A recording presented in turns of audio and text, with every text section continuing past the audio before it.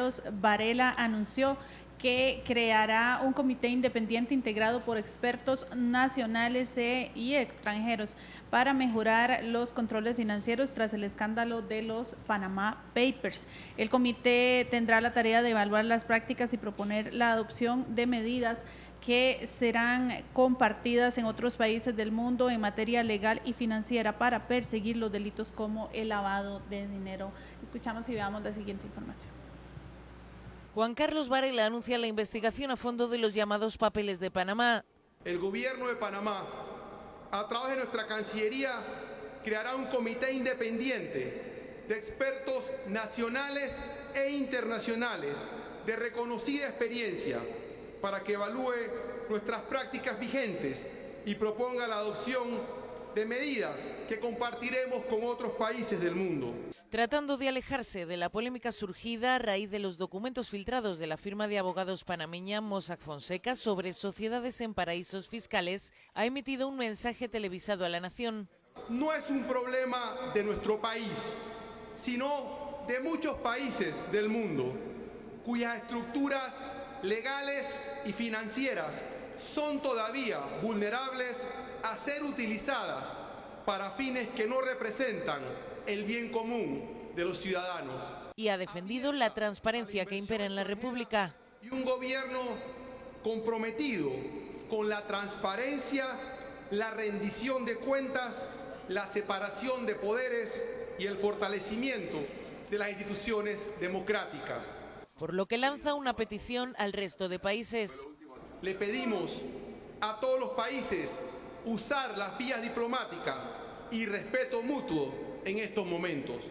Horas antes, el Ministerio de Exteriores panameño enviaba una carta a la OCDE en la que se comprometía a colaborar con cualquier proceso judicial. ¿O no? Estamos ya de vuelta y veíamos entonces la información del presidente panameño Varela. Está con nosotros don Antonio Barrios, especialista en crimen organizado y narcotráfico a nivel internacional, para hablar del tema. Y además tenemos a nuestro colega panameño desde Panamá, a Javier Tomás, vía conexión IP, ¿no? Para que también nos hable sobre el tema. Don Antonio, muy buenos días. Buenos días y gracias por la invitación. Me dice la jefa de información, nuestra compañera Erki Méndez,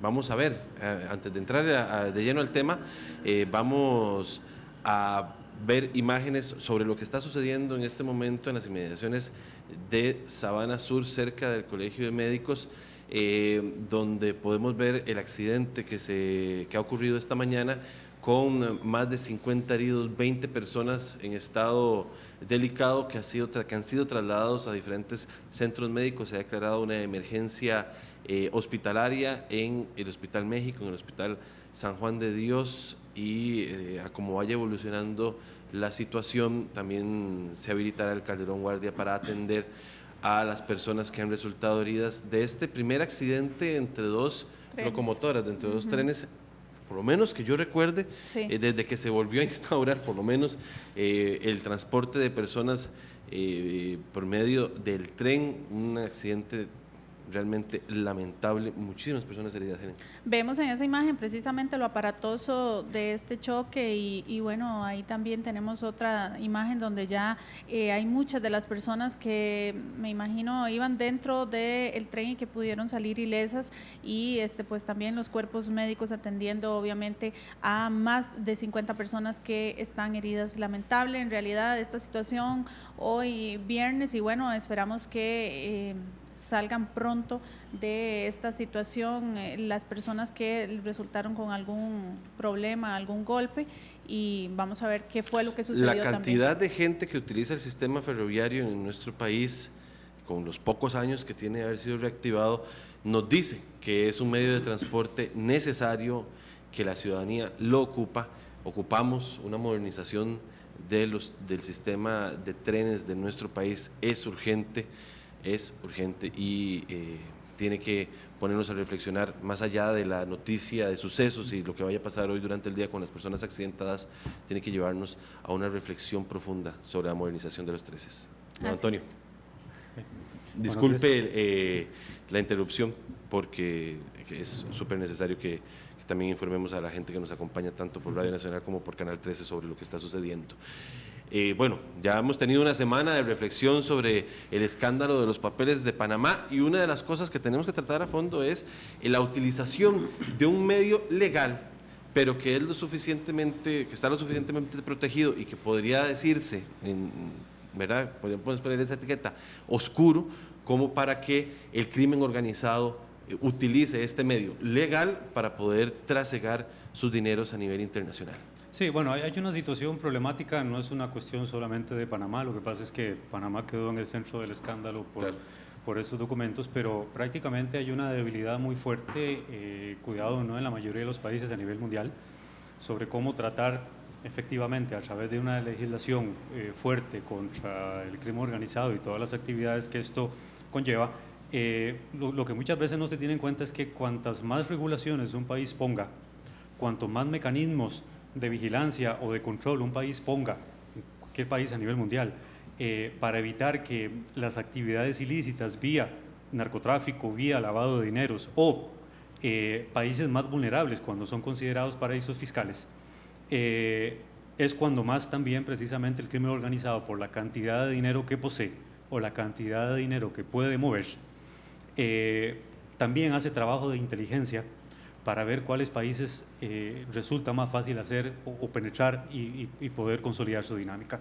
Entonces, a veces no es necesariamente solo un asunto de controles, también hay de por medio, y eso ahora cuesta mucho, pues, que eso realmente esté presente. Tiene que ver un asunto de moral, tiene que ver una cuestión de ética. El problema que ahorita tiene, por ejemplo, el presidente Varela en particular, es que llega a la presidencia de la República atacando fuertemente a su antecesor, Martinelli, que lo acusa de que tuvo el gobierno más corrupto de la historia política de Panamá, llegó con un mensaje anticorrupción, y ahora precisamente Panamá, y él en particular, está mencionado precisamente en los documentos de Panamá. Ahora, ¿cuál es el problema que hay? Y yo concuerdo un poco, y lo voy a destacar así, yo concuerdo un poco con lo que dijo el diputado Tom Solís cuando estuvo en un panel anterior aquí mismo. Hay que tratar caso por caso separadamente, no solamente para el caso de Costa Rica, sino para todos los países que están siendo mencionados en esos documentos, para ver hasta dónde realmente todos los países que están siendo mencionados y las personas en particular realmente han estado involucradas en actos lícitos o ilícitos, para que se haga todo un proceso de descarte, y que aquellos que están involucrados ilícitamente en una serie de actividades que no solamente están relacionadas con la evasión fiscal, sino que incluso va más allá con el lavado del dinero o lo que es legitimación de capitales, o incluso nexos con los carteles de la droga, ya entonces sí tomar las medidas respectivas. Ahora, escuchando al presidente Varela, pues habla de que está dentro de una campaña de transparencia, anticorrupción y todo, y que su gobierno se ha caracterizado como tal, pues evidentemente es más que claro que el presidente Varela está preocupado por eso, sobre todo porque Panamá va a ser sede ahora, en noviembre del 2016, de una de las tantas cumbres que se han hecho, en donde se analiza el tema del narcotráfico, de la corrupción, del lavado de dinero, y que ahora esté salpicado con todo eso, pues necesita crear una imagen necesaria para que tenga por lo menos autoridad moral para poder realizar eso. Precisamente sobre esa emergencia que tiene Panamá de resolver este tema de tributario y a nivel internacional sobre los Panama Papers, tenemos a Javier Tomás, él es colega panameño que nos va a hablar desde Skype. Buenos días, Javier, bienvenido. Tal vez que nos comente un poco de ¿qué les ha anunciado Juan Carlos Varela en este momento a la ciudadanía panameña, y cuáles son esas reformas o esa comité independiente que piensan crear para combatir este tema? Buenos días, Helen. Buenos días, Otto. Perdón, a Randall. Muy buenos días, Javier. Tendría que decir primero que este tema de papeles de Panamá agarró por sorpresa no solamente a los panameños y al presidente Varela, sino al mundo entero. Porque más allá de ser un tema de creación de compañías, de offshore, de SA, que son legalmente constituidas, son utilizadas para aviesos intereses, para ocultar dinero, para lavar dinero, para proteger bienes, que es lo que se basan las firmas forenses aquí en Panamá, en decir y sustentar que es para proteger bienes y proteger el patrimonio. El tema es complicado porque debo decir que el gobierno panameño le tomó un tiempo reaccionar ante la avalancha de información que fue surgiendo a nivel mundial, porque hay que decir la verdad, de Panamá no ha salido solamente los papeles, pero información sobre panameños involucrados en ese manejo de offshore o de SA para ocultar bienes, todavía no ha salido nada, aunque hay periodistas y un medio panameño, parte del consorcio de periodistas que participó de toda esta investigación. El presidente Varela efectivamente ha creado un comité y también va a contratar a una firma forense internacional para que nos ayude no solamente a lavar la cara, diría yo, sino a implementar nuevos mecanismos, porque la presión internacional es grande. En Panamá no se ha detectado ningún banco, hasta el momento, según los papeles de Panamá, que haya sido utilizado para ese tipo de mecanismos para depósitos. La compañía panameña, Mossack Fonseca, sí fue utilizada para crear más de 240.000 compañías a nivel mundial y que se han utilizado. Y yo hago el símil de las armas. Las armas son en muchos lugares, son de libre fabricación, son legítimas, se fabrican, son comercializadas. Si tienes licencia puedes comprarla, puedes utilizarla, pero también puede ser utilizada por el crimen, por los delincuentes. Así que hay que tener una fiscalización desde el origen de la compañía hasta el final, el usuario final. Y eso es lo que creo que se ha perdido un poco de vista las firmas, tanto aquí en Panamá como en Delaware, donde también se crean firmas forenses y que hacen el mismo trabajo que los abogados panameños. Yo diría que el trabajo es titánico, de sentarse con los organismos internacionales, sobre todo OCDE, que está propugnando por mantenernos en listas negras. Hace solo un mes y medio salimos de la lista grises del GAFI y ahora se presenta esta situación, y creo que el tema del manejo de la información y la reacción de nuestro gobierno no ha sido, diría yo, la más diligente. Sin embargo, ya están tomando control de la situación para poder medir los daños que va a tener esto a nivel de gobierno y a nivel de país. Muchísimas gracias. Este es uno de los servicios más importantes que presta Panamá para el mundo. El centro bancario, el Banco Nacional y la creación de sociedades anónimas es uno de los servicios más importantes del país. Muchísimas gracias, Javier Tomás, periodista panameño, que nos ha ayudado a comprender un poco desde la visión de lo que sucede en Panamá, de esta realidad. Don Antonio Barrios, es muy complejo. Hoy yo leía declaraciones del ministro de Hacienda suizo, ¿verdad? Suiza, que es también un país muy abierto a la... Es una forma de construcción, ¿verdad?, de una política económica, ¿no?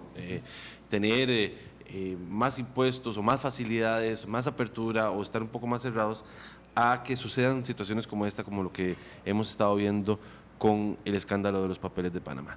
Llegar a un acuerdo internacional para establecer reglas mínimas de control, de transparencia, para saber poco más quiénes están involucrados, por qué esa cuenta está trasegando tantos millones de dólares, sin que sea algo que vaya a ser tan restrictivo que muchos países ni siquiera se sumen a la discusión. Yo siempre he creído en los equilibrios, es decir, han habido a nivel mundial una gran cantidad de reuniones, no solamente a nivel regional, en Asia, por ejemplo, en América Latina, incluso en la misma África, de cómo luchar a través de los organismos regionales respectivos, de cómo luchar contra este flagelo que cada vez tiende a consolidarse más. Y se consolida en virtud de que, como lo dije antes, cuantas más regulaciones hayan en los gobiernos para creer de que es el mecanismo más adecuado para luchar contra esta penetración del narcotráfico, todo lo que significa el lavado de dinero, prácticamente se ha tornado de alguna forma imposible. Es decir, mientras que usted pone controles por otro lado, el crimen organizado que opera de forma ilícita, y mientras que un gobierno requiere meses de meses e incluso años para poder aprobar legislación interna que vaya acorde con lo que a nivel regional se pretende combatir de forma conjunta, el crimen organizado que opera de forma ilegal va más rápido que el Estado. Entonces, mientras que usted ya llega y aprueba una legislación, ya el crimen organizado ha logrado de alguna forma entender cuál ha sido toda esa dinámica que el gobierno pretende y que de alguna forma le quiere frenar la actividad. Y le encuentra la vuelta. Entonces, han habido reuniones, han habido cumbres, repito, ya en Guatemala hubo una, esta famosa cumbre anticorrupción, ahora le toca a Panamá en noviembre de este año, y ahora con todo esto que tiene, pues necesita, como bien dijo el colega panameño, necesita lavarse la cara, pues para que Panamá siga siendo visto como un lugar propicio para invertir y no un lugar donde se lava dinero. Lo que pasa es que el caso panameño es interesante porque, y tiene que ver un poco de historia, voy a hacerlo muy rápido. Desde la caída de Noriega, que fue señalado por Estados Unidos a través de la DEA como un personaje que propició el narcotráfico en Panamá, y que Estados Unidos manifestó que con la caída de él eso se iba a terminar en Panamá, más bien de alguna forma se ha acentuado. Se ha acentuado incluso no solamente de forma más compleja, en donde hace 25 años, cuando cae Noriega, el tema de fondo, el tema de mayor preocupación era el narcotráfico o la exportación de la droga desde Colombia pasando por Panamá. Ahora ya no es solo la droga como tal, ahora son las actividades económicas a las cuales este tipo de carteles, conforme se hacen más poderosos, han logrado penetrar muchas economías. Por ejemplo, el informe del año pasado del Fondo Monetario Internacional, donde hace un análisis global de la economía, considera que entre el 2 y el 5% del Producto Interno Bruto global está relacionado con el crimen organizado, en cualquiera de sus manifestaciones. Droga, armas, contrabando de productos, cualquier tipo de producto, lavado de dinero, legitimación de capitales, penetración de los bancos. Vean el caso de Costa Rica con Artur Budowski, el ucraniano, que lavó en entidades públicas y privadas financieras de Costa Rica más de 6.000 millones de dólares, y no nos dimos cuenta, sino muchos años después. ¿Qué está pasando en los países? ¿Son cómplices de alguna forma, o es una debilidad que nos impide poder ver qué es lo que está ocurriendo, cómo es que penetra el narcotráfico, cómo es que penetra? Como Entonces, Antonio, es que no son cuentitas de $10, ¿verdad? No. Es una cosa... Estamos hablando, vea el caso de HSBC, que tiene su casa matriz en Gran Bretaña. Ocultó $100.000 millones en su filial más importante en Suiza, beneficiando a más de 100.000 clientes. Es decir, HSBC es una de las corporaciones bancarias más antiguas, fue creada en 1865, que significa Hong Kong and Shanghai Banking Corporation, eso es lo que significa, sí. Y fue la primera corporación bancaria que crea Gran Bretaña cuando tenía Hong Kong como su colonia, para administrar adecuadamente las ganancias del opio, que en ese momento era ilegal, pero que se trasegaba de forma oculta en Oriente. Don Antonio, ¿qué tanto han rendido frutos estas cumbres que dice usted que se han venido realizando en todos los países de Centroamérica, y a su juicio, cómo tiene que abordar Panamá ahora el tema en la próxima cumbre, y también esta comisión que va a crear el presidente, qué temas o cómo deben abordar ese tema para poderse lavar la cara, como nos decía Javier? Vean, todas estas cumbres siempre arrojan algo muy positivo, que por lo menos se tiene claro qué es lo que realmente está ocurriendo. El problema es que no basta solo con los acuerdos que hay en una cumbre, en donde todos los países participantes, en un lugar, en una cumbre mundial o en una cumbre regional, incluso la misma Naciones Unidas ha tratado a través de diferentes resoluciones de solicitarle a los países que tomen cartas en el asunto de cómo poder luchar contra eso. Incluso la OEA también tiene programas especiales de capacitación, tiene una gran cantidad de mecanismos para asesorar a países en función de eso. El problema no está en los acuerdos que se llegan a las cumbres. El asunto es el tiempo que le toma a cada país dentro de su legislación interna de poder absorber adecuadamente eso que se aprueba a nivel internacional. En algunos países es más lento, en algunos países es más rápido. Por ejemplo, vea el caso de la famosa lista de accionistas en Costa Rica. Habían partidos políticos que se oponían. Cuando un partido se opone es porque hay algo de fondo. No quiero ser aquí irresponsable con lo que estoy diciendo, pero resulta que a partir de esto que ocurrió en Panamá, ya varios partidos políticos se pusieron de acuerdo y aprobaron la lista. Hubo más acuerdos. Hubo más acuerdos. Entonces, solamente a través de este tipo de escándalos, en donde se teme cuánto más esto puede revelar y cuánto un país queda al desnudo de qué ha hecho y qué no ha hecho, es cuando precisamente los partidos políticos se mueven. Entonces, es difícil, es decir, sí, eso depende de la legislación interna de cada país. Ahora, lo que Panamá está tratando de buscar, como bien lo dijo el periodista, es tratar de ver cómo se lava la cara, cómo queda bien a nivel internacional para que siga siendo un lugar propicio para inversión y que incluso tenga la autoridad moral para llevar a cabo la cumbre que le espera ahora en noviembre de este año. Es el analista internacional, don Antonio Barrios, le agradecemos mucho el dato con el que nos compartió, muy interesante, y la perspectiva realmente nos tiene que llevar a la reflexión país, ¿verdad? Porque no solo Panamá tiene que resolverlo, tenemos que resolverlos todos. Son las